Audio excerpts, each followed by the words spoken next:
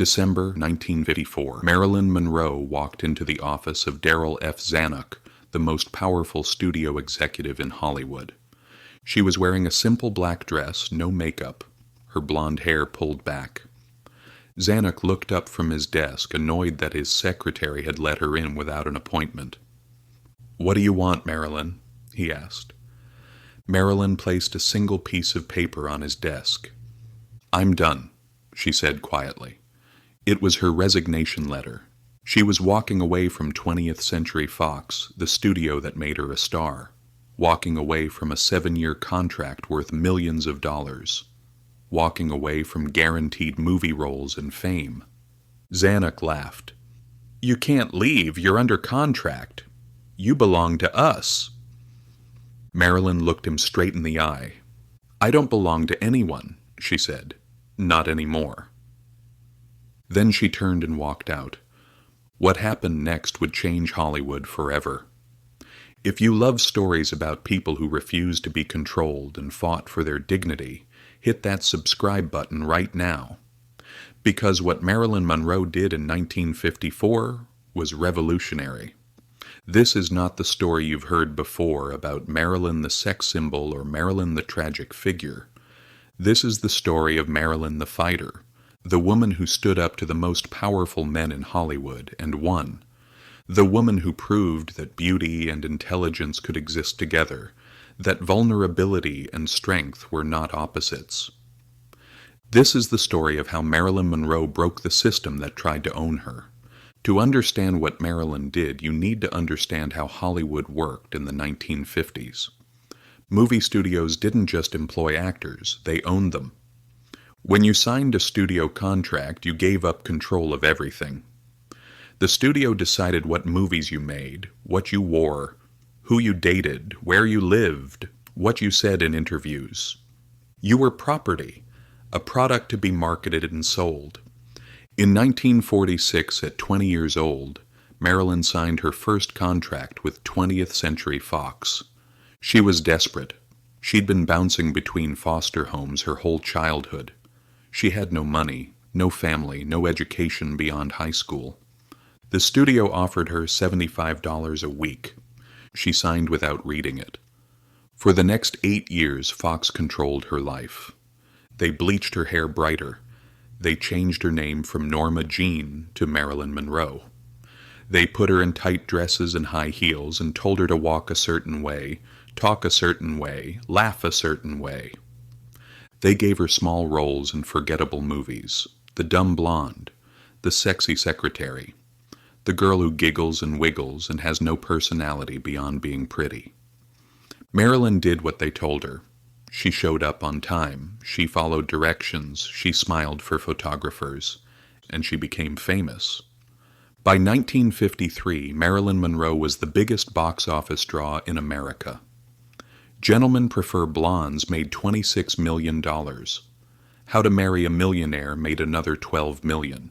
The studio was making a fortune off Marilyn Monroe, but Marilyn was still making $700 a week.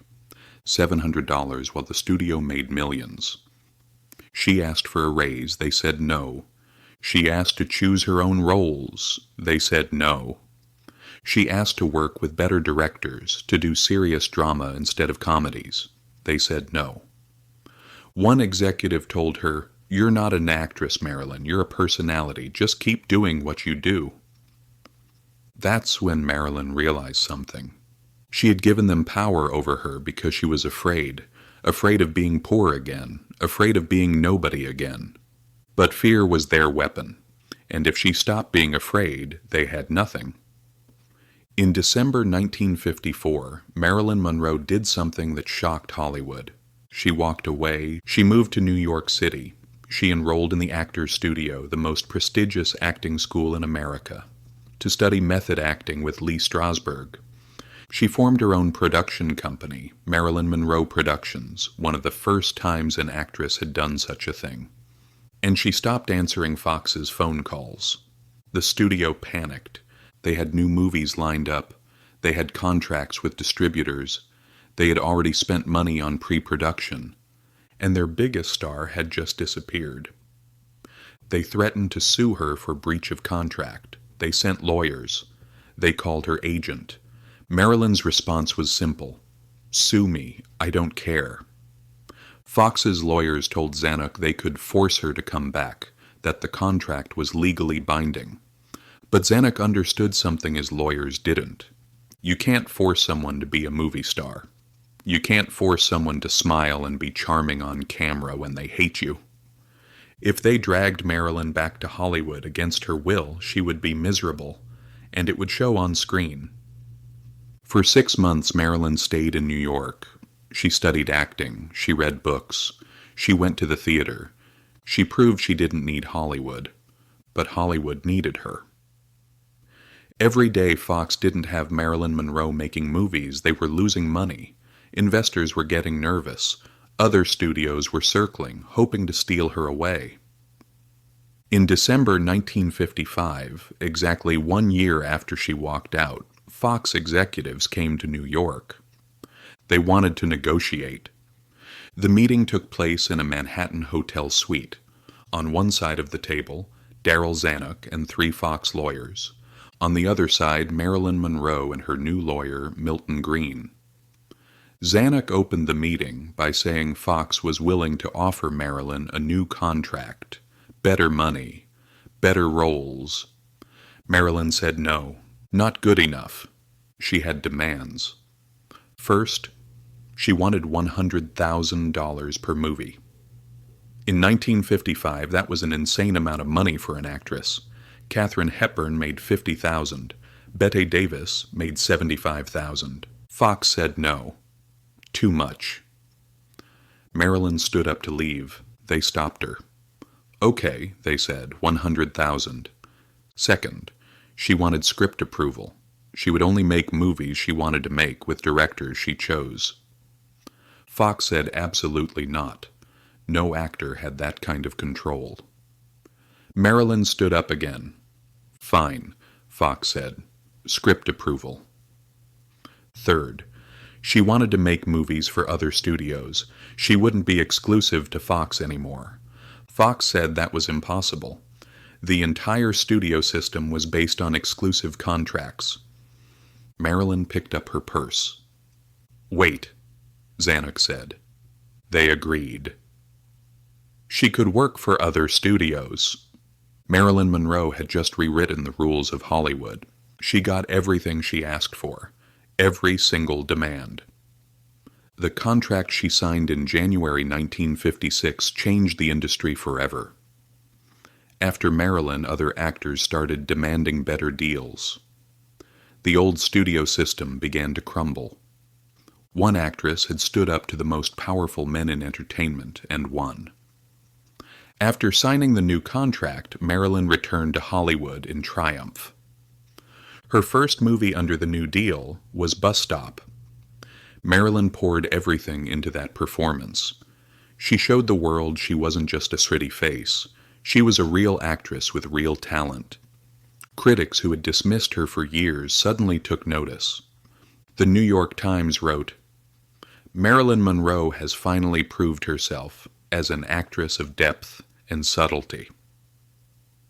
Time magazine put her on the cover with the headline, "The New Marilyn." She followed Bus Stop with the Prince and the Showgirl, acting opposite Laurence Olivier, one of the greatest actors in the world.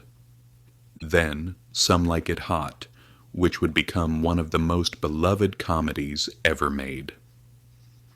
These weren't the dumb blonde roles Fox had forced her into. These were complex characters, with vulnerability and strength. Marilyn had won her freedom, and she used it to show everyone who she really was. But here's what makes this story even more important. Marilyn didn't just fight for herself. She fought for every actress who came after her. After Marilyn negotiated that contract, studios couldn't trap actors the same way anymore. Elizabeth Taylor demanded $1 million for Cleopatra, and got it, because Marilyn had opened that door. Barbra Streisand formed her own production company because Marilyn showed it was possible. Jane Fonda, Goldie Hawn, Sally Field, they all had careers with creative control because Marilyn Monroe refused to be owned. She changed everything. Marilyn Monroe died in 1962, just 6 years after she won her freedom from Fox. People remember her as a tragic figure, a victim of Hollywood's cruelty, but that's not the whole story. Before the tragedy there was triumph. Before the sadness there was strength. Marilyn Monroe looked at the most powerful men in entertainment and said, "You don't own me." And she meant it. She walked away from everything, risked her entire career, and refused to back down, because she understood something that those studio executives never did. Her value wasn't in her contract or her box office numbers. Her value was in herself. Her talent, her intelligence, her dignity. And no one could take that away from her. If this story inspired you, if you believe people should fight for their worth and refuse to be controlled, subscribe to this channel and share this video. Leave a comment telling me about a time you stood up for yourself, even when it was scary. Because Marilyn's story isn't just about Hollywood in the 1950s.